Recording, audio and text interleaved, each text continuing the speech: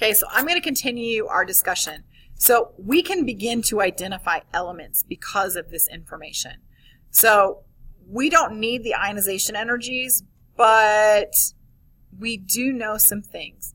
So if we start investigating the labels of each sublevel, we can begin to understand what's happening here.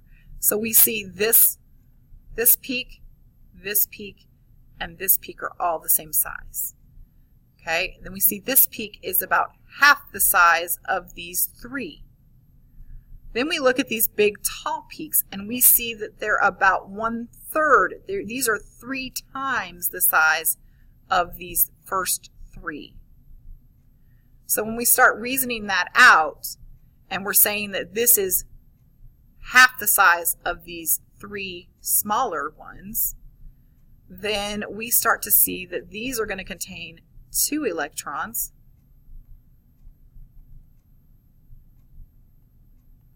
This one is probably likely containing 1 electron, and these being 3 times the size of the 2 electron peaks are probably containing 6 electrons. So each of these is 6 electrons. So then we start investigating by looking at the scale. The scale is increasing in ionization energy going this direction. So that means that these electrons are being held more tightly than the electrons over here. They're being held more loosely. So when we look at it from that perspective, it begins to take shape, that these have to be core inner electrons.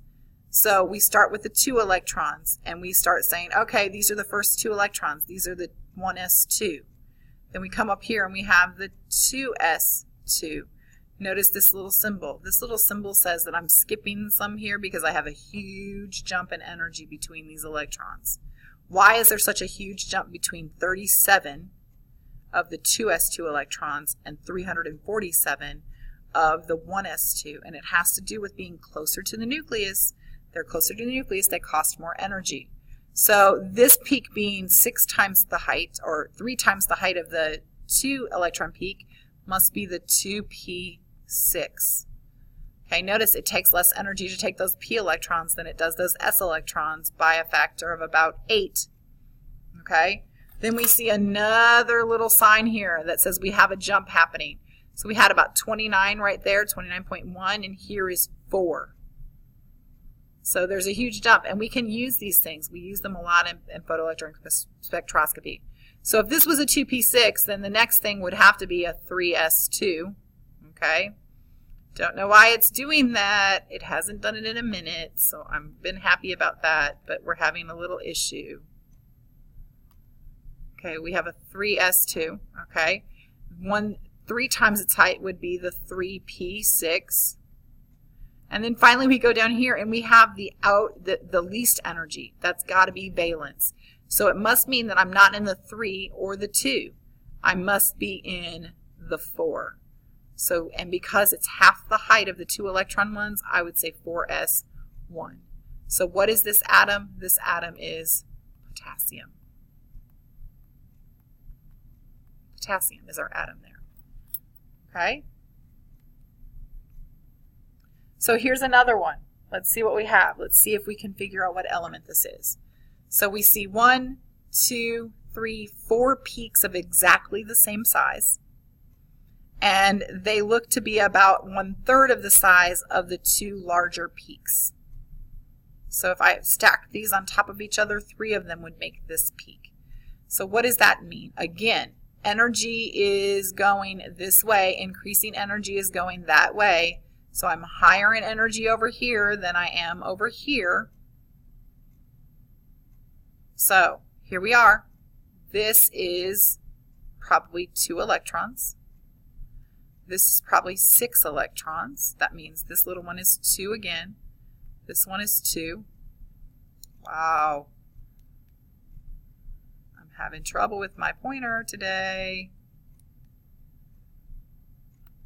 Okay, this one is probably 2 electrons. This one has got to be, where am I at? 6 electrons. And this one is likely 2 electrons.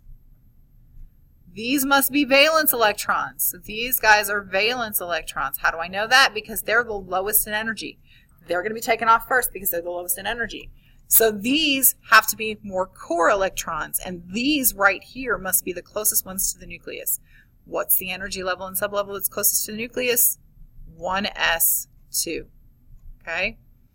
Then we go to these next peaks. Here we go. Here is the 2s2 peak.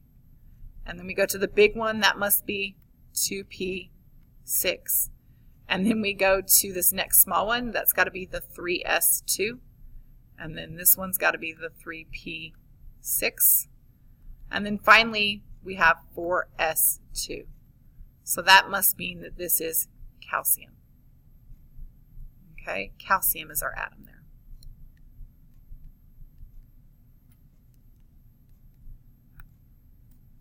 All right, so let's look.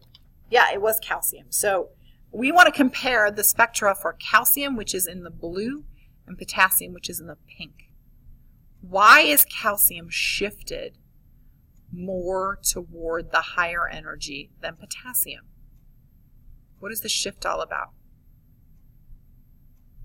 They're slightly higher in energy. They're the same size except for this little guy right here, who's a half of the size of this guy. But why are they shifted toward higher energy in calcium than in potassium? If you said that it was because of the Z effective, you're right. Because as we go across the period, the Z effective increases. Increasing Z effective. Meaning that it's holding on tighter to the electrons. Holding electrons tighter. Okay? That would increase the amount of energy needed for the atom to absorb in order to release those electrons.